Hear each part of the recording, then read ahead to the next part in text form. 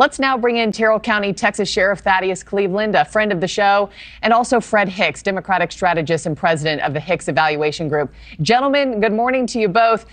Sheriff, I'm just curious, that quote that I just read off the top, your response to it and other law enforcement officers' response to that who live along the border. Hey, first of all, good morning. Thank you for having me back. And look, it's furthest from the truth. I actually worked in Douglas, Arizona, where she's going to today. And of course, I was a Border Patrol agent under the Trump administration, as well as those prior 3 administrations before President Trump, and then portion of this administration before retiring to take over as sheriff. And I tell you, what we experienced under President Trump was the safest and most secure border. And I don't just say that to be, to counter what the left is saying. I lived it. I worked it. Look, I'm a lifelong resident of the border. I've either lived on the border or I've served as U.S. Border Patrol agent or a sheriff along our border. And what we've seen this last 3.5 years is completely the worst thing we've experienced along our southwest border, certainly in my lifetime and well before that. Yeah, I know you and I have talked dozens of times on this show about just being stretched thin. Fred, I want to play a bit of sound because the Harris campaign just released this new ad on border security that begins airing today, actually, in Arizona and other battleground states. Take a look. Kamala Harris has never backed down from a challenge. She put cartel members and drug traffickers behind bars, and she will secure our border. Here's her plan: hire thousands more border agents, enforce the law, and step up technology. Fred, what do you make of this ad and her really going on the offense here? This is, I mean, love her or not, this is not her strong suit. This is kind of Trump's X factor, wouldn't you say? Yeah, so this has definitely been a place where Donald Trump has polled a lot better than Kamala Harris or Joe Biden when President Biden was still the nominee in running in this race. And so I do want to first say thank you to Sheriff for his service, both as a Border Patrol and in law enforcement. And as someone who's not in law enforcement, but I represent more than a dozen sheriffs across Georgia and other places, I have a great appreciation for the work that they do.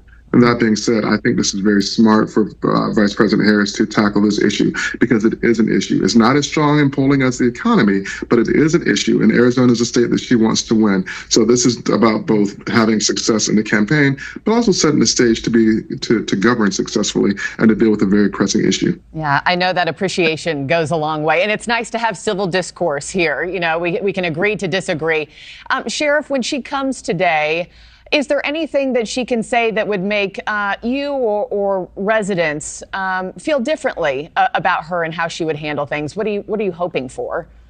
There really isn't, because you have to look at this last 3.5 years, what's happened along the border. And since I've taken over sheriff just 2.5 years ago, look, we've had 27 deaths since this administration, since I took over as sheriff and then under this administration. But before that, the prior year before me becoming sheriff, we had 12 deaths.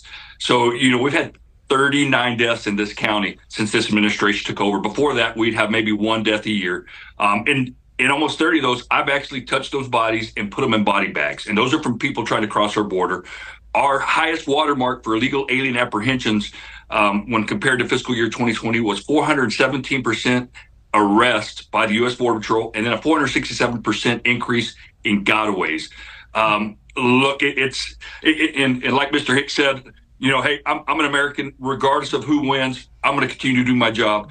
Yeah. And I appreciate his remarks there. But, this is almost a last-ditch effort at the border 40 days before the election, just to try to say, hey, we recognize what's going on. We want to make it better. Yeah. But again, if you look at her record, it couldn't be furthest from the truth. And Fred, to be fair, let me let you get in the last word. And what does she need to do to prove to voters that if she's elected and is in office come January, she'll provide something different at the border than what we've seen the last 4 years? I would say this, in so many ways, the world and America is very different from 2020 post-COVID and to the world beforehand. And so with that being said, the administration has done a lot of work. And I can't speak to Douglas County specifically, but the fact is that border crossings are at an all-time low. The fact, and she'll talk about this, is that there was a bipartisan bill that Donald Trump tanked in the Senate that would have taken very aggressive action on this front, and that there is a humane way to uphold the law and protect the citizens in places like Douglas this county and to move America forward. The reality is that this version of Donald Trump is talking more in sound bites rather than pushing sound public policy. His answer is deport them all. And we know that issues, whether it's immigration, healthcare, or whatever, are way more nuanced than that. So we need to move beyond the sound bites and to give people like the sheriff there the tools that he needs and the Border Patrol and strengthen Border Control to do what they need to do.